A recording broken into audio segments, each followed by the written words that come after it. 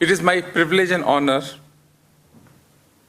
to find myself in this august gathering, and I warmly congratulate the Department of Philosophy for bringing us together around the theme of enduring intellectual significance, Kant, our contemporary beyond the Tricentenary.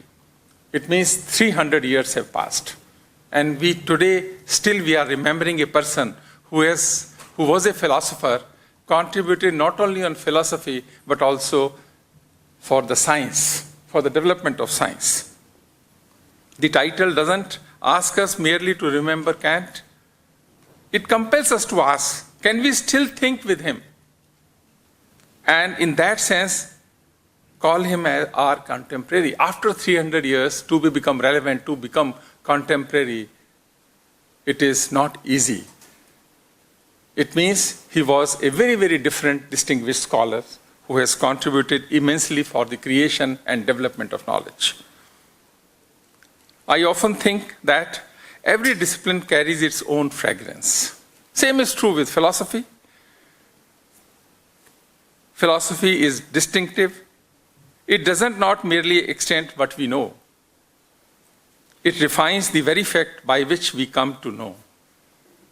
That's why occasions such as this are not only academic, but are quietly renewing. Whenever I think about philosophy, what comes in my mind? I am not from your discipline. People feel, rightly so also, philosophers are very intelligent people. They are the right kind of scholars. They provide foundations to science, foundations to technology, and foundations to medicines. But if I think about philosophy, then immediately in my mind, Bhagavad Gita comes. I come from a small town, Kurukshetra, where Gita was delivered. I still remember 2 shloks which are still written on the railway station of Kurukshetra. A real philosophy. Yada yada hi dharmasya glanirбhavati bharatah abhyutthanam adharmasya tadatmanam srijamyaham panitranaya sadhunam vinashaya cha dushkritam dharma संस्थापनार्थाय संभवामि युगे युगे. यानी धर्म की स्थापना के लिए, अधर्म के नाश के लिए भगवान कहते हैं कि मैं हर युग में जन्म लेता हूं. ये फिलॉसफी है. And there are many things.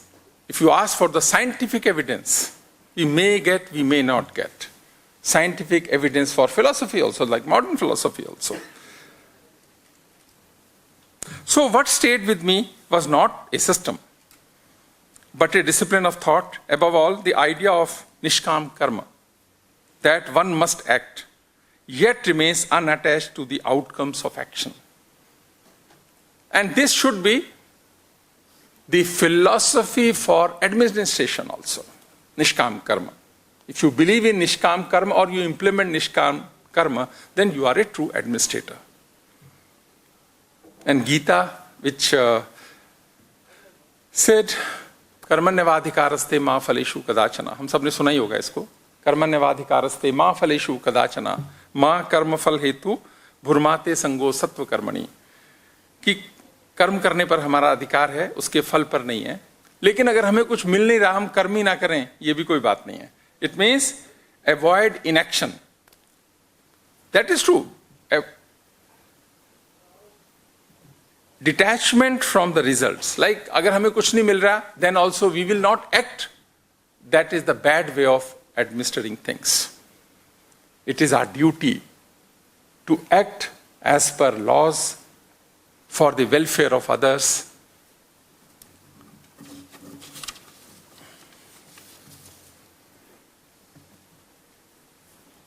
But when I later came to Immanuel Kant, I did not feel I am entering unfamiliar ground. I am entering into unfamiliar world. There was quietly and somewhat unexpectedly a sense of recognition, a kinship at the level of concerns. Not because the Bhagavad Gita and Kant converge. They don't. but because both resist the temptation to reduce action merely to its consequences. This is what is Bhagavad Gita. Both resist the temptation to reduce action merely to its consequences. Kant, however, sharpens this concern into a principle. He asks us to look beyond outcome and to examine the ground on which our actions can be justified. He captures this depth of reflection into a line that continues to resonate. I would like to quote, "Two things fill the mind with ever new and increasing admiration and awe: the starry heavens above me and the moral laws within me." It reminds us that we stand between two orders, a world governed by law and a self capable of giving law to itself. We can think, we are intelligent enough to decide which one is good.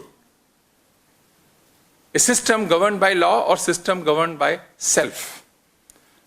We have many judgments also where the courts say self-governance is equally important. If you are able to govern yourself, if you are able to understand things, if you are able to discipline yourself, things will improve automatically. Things will improve in all walks of life. Because his questions remain structurally ours. That's why I believe Kant continues to be our contemporary. The question is, what can I know? What ought I to know? What may I hope? The second part of the theme, beyond the tricentenary, is equally significant. A person is relevant in the philosophical spectrum after 300 years. A tricentenary marks an occasion for remembrance. To think beyond in its, to resist closer, to remain is a dialogue.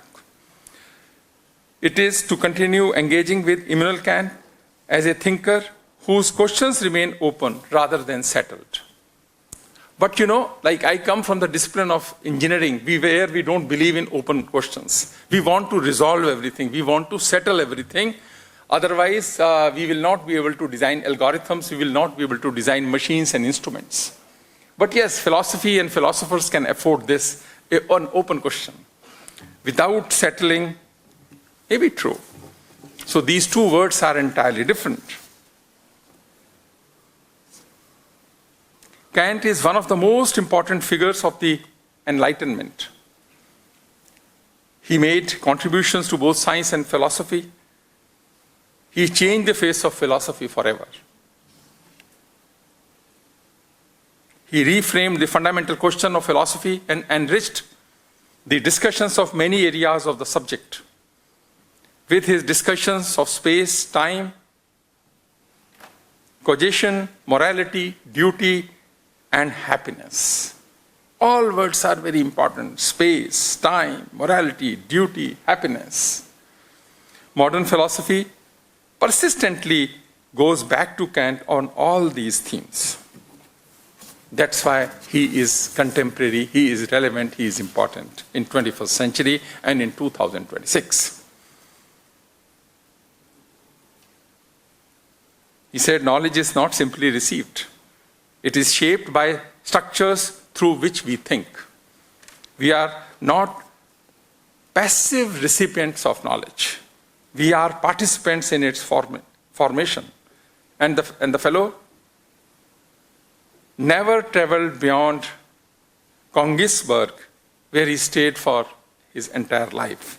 A thinker who remained within a single city, redefined the very conditions of spatial and temporal experiences. His thoughts, therefore, doesn't move with space and time in the ordinary sense. It reshapes how space and time are philosophically understood.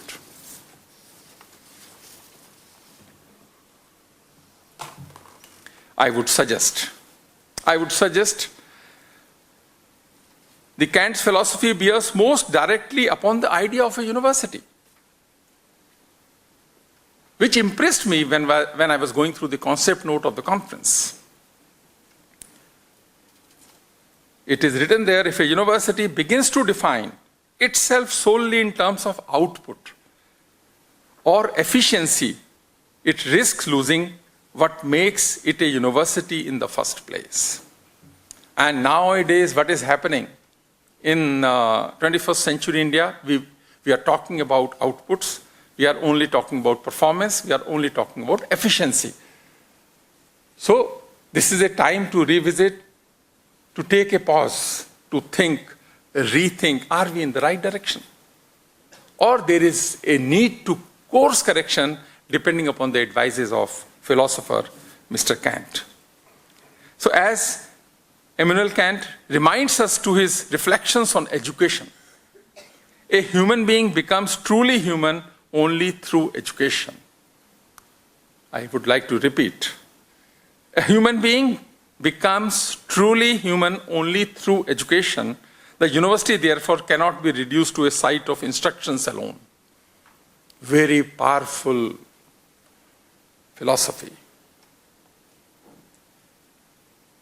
Are we practicing this? This is a question. Our responsibility is to produce a good human being. Are we working in that direction? In our classrooms, in our laboratories, in our thought processes, in our seminars, in our discussions, are we giving any emphasis? This is a question which is to be discussed.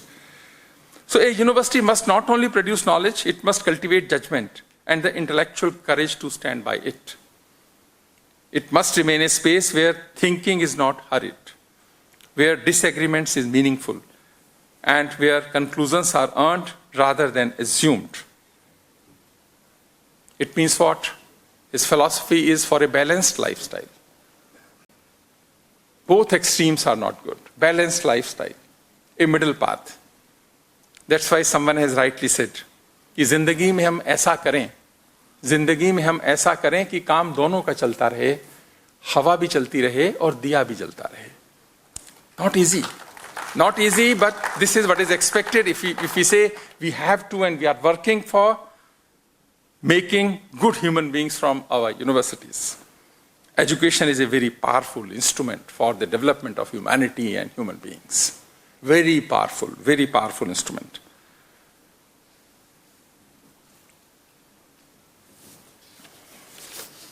But can we design such instruments and methods, principles, philosophies for fostering humanity using Kant's philosophy?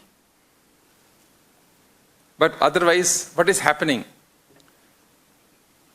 किसी से भी पूछो तो वो बोलता है, कहते हैं ना कि ये ना पूछना कि जिंदगी खुशी कब देती है, ये because he talks about happiness. ये ना पूछना कि जिंदगी खुशी कब देती है, शिकायतें तो उन्हें भी हैं जिन्हें जिंदगी सब देती है. For example, Delhi University is one of the premier institutions of our country. If we talk about the systems and processes, they are pro students, they are pro teachers, and many universities feel that we should replicate the models practiced in University of Delhi. Disagreement in one aspect. Discussions and debates are another aspect. But if we are not happy and always we are critical, is it good for the systems and institutions? Think about it. क्योंकि याद रखना, ध्यान रखना, जिसके पास जो होता है वो देता है. जिसके पास निगेटिविटी होती है निगेटिविटी देता है, जिसके पास पॉजिटिविटी होती है पॉजिटिविटी देता है, जिसके पास अच्छाई होती है अच्छाई देता है, जिसके पास बुराई, जिसके पास जो होगा वो देगा. इसलिए माय डियर स्टूडेंट्स, जिंदगी में देने वाले बनना, लेने वाले मत बनना. लेने वाले तो बहुत मिल जाएंगे, आगे भी मिलते रहेंगे. और देने लेने से भी बाहर आऊं तो रोने वाले मत बनना, क्योंकि रोने से किसी का भला होता नहीं है. आप तो you are bright minds of our country. You have to create a better life for others, not only for yourself also, but for the others. इसीलिए, if I would like to conclude, the best philosophy, I really don't know whether Kant has said or not, but Indian best philosophy is सर्वे भवन्तु सुखिनः, सर्वे सन्तु निरामयाः, सर्वे भद्राणि पश्यन्तु, मा कश्चित् दुःख भाग्. सबका सुख हो, सब खुशी से रहें, आराम से रहें. और किसी की ज़िंदगी में दुख ना आए। ये फिलॉसफी है जो कैंट ने कहा कि instrument the education, the purpose is to make a good human being. उसको थोड़ा बढ़ाकर कहा यहाँ कि सर्वे भवन्तु सुखिनः, सर्वे सन्तु निरामया। So I am extremely happy that department has given me this opportunity to share some of my views. All the best for the conference. And because before coming to this conference, I was totally unaware about Immanuel Kant and his work. But I could get some time to learn about one of the best philosophers of the world. I would like to thank Head of the Department, Philosophy, for this invitation. Thank you very much. Thank you.